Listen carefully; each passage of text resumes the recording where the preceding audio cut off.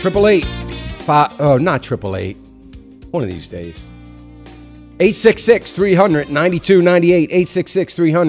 866-300-9298. If you want to join the program, we're going to get to the phones. 866-300-9298. Let me go to Pat. Pat's calling us from Texas. Hey, Pat. Hey, how are you, Dan? Thank you so much for taking my call. You're welcome. My husband and I have, my question is, we have no debt, no mortgage, and about $40,000 liquid, $315 in investments. About $115 is in joint. Should we pull the rest of, or at least a good portion out of IRAs and put in some other form, like either the joint or maybe just a liquid form? Pat, how old are you guys? 70. I would like to at least see you start a program by which you withdraw, more than your minimum required distribution, and get it over into the joint. Yes, you have to pay tax on it, but at the same time, I think that's a fair amount of money to have sitting over there in IRA money. I'd like to see you start weaning out of that over the next several years. So yes. Okay. Well, what about this? Just putting it in savings, or at least a larger portion, because of the possible downturn. Well, I think that's a fine idea. I don't mind you moving it over into savings. I said joint, but really just talking about anything other than IRA. So yeah, no, I would have no trouble at all. Making it liquid, keeping it liquid. I think that's a great idea, and I think that now. Do you use any of this money to draw income from, or you guys? No, we don't. Okay, you're okay with income. Yeah, I mean, I would do it. Here's what I'd like to see. Even though, and I do believe, Pat, we're going to see this downturn. There's no doubt about it. But because you have a fair amount of funds there, and you're not dependent upon it on income, especially, I want you to have a little bit, not a lot, but I'm thinking over all of your money, your entire portfolio, regardless of what kind of account it's in, I'd like to see you have at least 20% into some good, solid stocks that you can just kind of put some money in and forget about. And I think that would make sense, because there are some companies, particularly in the energy side, in the next 5 to 10 years that are going to do very well.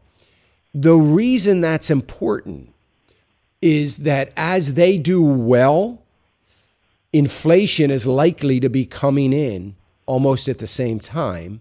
And so it can act, because I believe that oil is the real hedge against inflation. I don't believe it's gold. I don't think it's been gold for 15 years. So I'd like to see you make sure that you have some energy companies, and not all of it in energy companies. I'm not saying put 20% into gas and oil, but at least have some in that sector. And if you want to touch base with me at some point in time through the foundation, what part of Texas are you guys in, Pat? In Central Texas. Central Texas. I mean, yeah. I'd love to at least get on the phone with you, and I can give you some ideas when you're ready. I would love to. Okay, I'd be happy to do that. So, what portion do you think just maybe to move over? Say some of these IRAs, move it into our joint that's in the same stock, so we're not paying a fee. Well, here's the thing. So if you have some stocks in those IRAs, you sell them now. You're going to sell them now because they're mostly mutual funds. Oh, they're mostly okay. So if they're, I'm looking at it, it's all mutual funds. Okay. In the IRAs. So then, if it's mutual funds, it's really not an issue. Remember, you don't pay any kinds of capital gains or anything like that because it's in an IRA account. So either way, you're going to pay the income tax on whatever you move. You know what I mean? So if you move a mutual fund to a savings account, when you move it, it's going to have a certain value to it. So let's just say you move it, the value of it is $10,000. You're going to pay. That's like taking a withdrawal of $10,000. Sure. Do you know what I mean? So it really doesn't matter. If you had highly appreciated stock there, I would probably tell you, to maybe think about selling it before you move. But it doesn't matter with the mutual funds. We did have one highly appreciated one, but it's in financial. So looking at the possibility that it won't stay there, do you think it's a good idea to move some of it, if not all of it? Yeah, I think it would be. Is that in a joint account? Is that? Yes. Yeah. It's a joint. Yeah, definitely, because you probably have had a real good run on it. I'm doing some research right now. It's interesting that you bring that up, Pat, because I'm doing some research right now on the 5 big banks and drawing the conclusion through this research that there is absolutely no too big to fail or too big to bail out or whatever. They will get bailed out again if there's a crisis. But I'll tell you, it is alarming to me how big J.P. Morgan Chase is right now. It is amazing. We've seen a growth in the 5 banks since the 2008 of somewhere around $40 trillion more than they had. That's an enormous amount of the nation's wealth. So there's some concern. I always have concerns. I'm not a buyer of banks, never have been. I haven't been in over 30 years, and I'm never going to be unless it's a preferred stock, and even then I give it careful thought. But so I think anything in the financial sector, you've done really well in the last 3 years for sure in that sector. Now's a good time to capture that gain. The only thing that I don't like about it is you got to pay capital gains, but you can't avoid that. The only thing you can do to avoid it is transfer that stock over to your own charitable trust. And in doing that, you generate some income for yourselves that you don't need, unfortunately, but you avoid the capital gains, and maybe you use that income as part of your giving to ministry or something like that. And there may be a real good plan to help you avoid that capital gains on that stock. I see. Okay. One more quick question. Sure. What are the benefits of a trust account? Well, a living trust account, if that's what you're thinking of, or charitable trust, a living trust. Yeah, there's a big benefit, Pat, because you get an opportunity. Number one, it settles your estate very quickly. That's a benefit. The other benefit is that if your estate, your overall estate, everything, all your assets, total beyond the federal tax credit, which 2013 is $1 million a piece. If it's over that, then you can save your heirs federal estate tax by having all of your assets in the trust. So it's a little, it sounds complicated. It really isn't, but there's some benefit to that. One, if you don't need the tax break, it's never going to hurt you because there's benefit in that it is it's helping you settle the estate quicker, and that's good. But I believe that it's probably important to do it if you have a reasonably good size estate, because I think the estate tax law is going to change dramatically. And we all may be subject to some sort of federal estate tax. I'm afraid of that. And if that happens, then you're already set up and ready to go. So, okay, well, thank you so much for taking my call. Sure. And you call the foundation and they'll get you in touch with me. I can talk to you about that trust as well, if you'd like. Thank you, Pat. I sure appreciate you listening. Folks, I got to mention this. Go to, I put an article on my Facebook page, and I put an article on, I sent out on Twitter.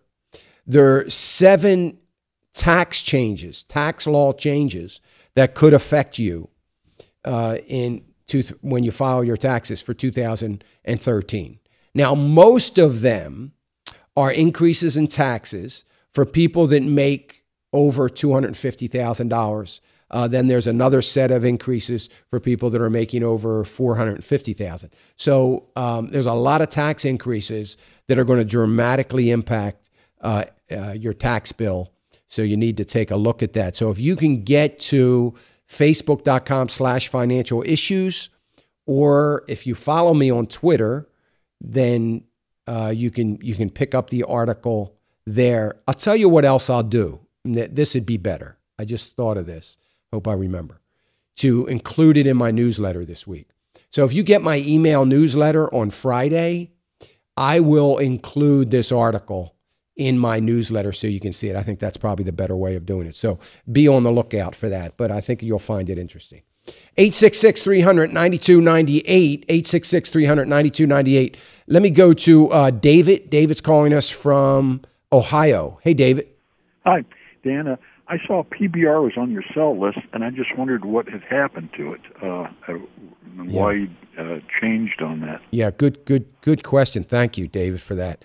The reason why is because they put out a report whatever day I sent out the alert on that. It was the day before that. It actually was that morning. So I'm thinking it was the beginning of last week. There was a report that came out, a geological survey report, indicating some discrepancies and indicating the reserves, the oil reserves that PBR had control over. And they were talking about how difficult it is because of the geological makeup of the area in which they're primarily in the Brazil area that they're drilling. Because of that, it's extremely hard to extract. And none of that was previously calculated in the reserve numbers.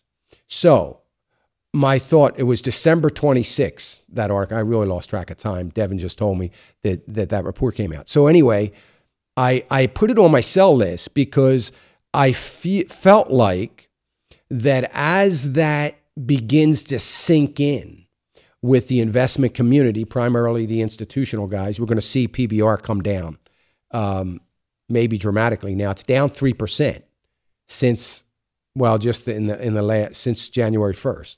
So I wanted everybody to kind of sell while they had somewhat of a high, or were good. And then probably what I'll do, David, is it'll end up back on my buy list if we see it go down below 12 in the $11, $10 range. Probably end up back on my sell list for the very long term.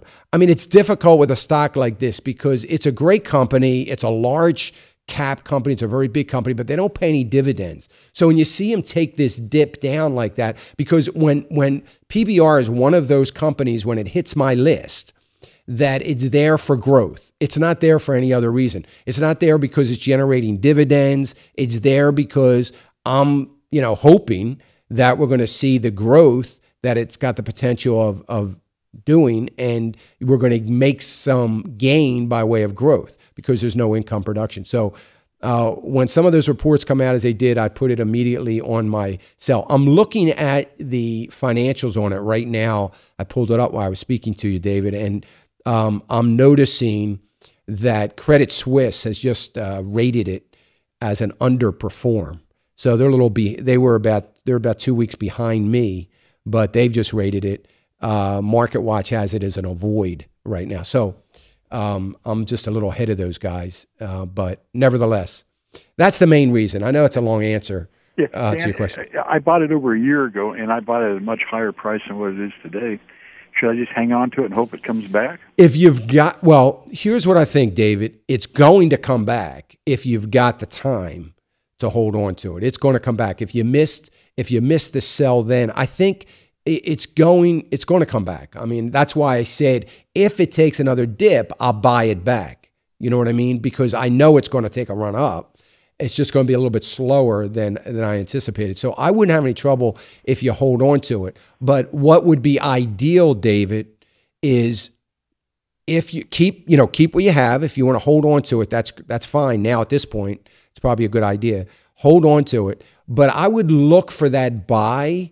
So if it gets down to $9 range, $10 range, it would be great if you could buy some more, because that's going to lower your average share price, so it won't have to recover all the way back up to where you bought it for you to get positive again.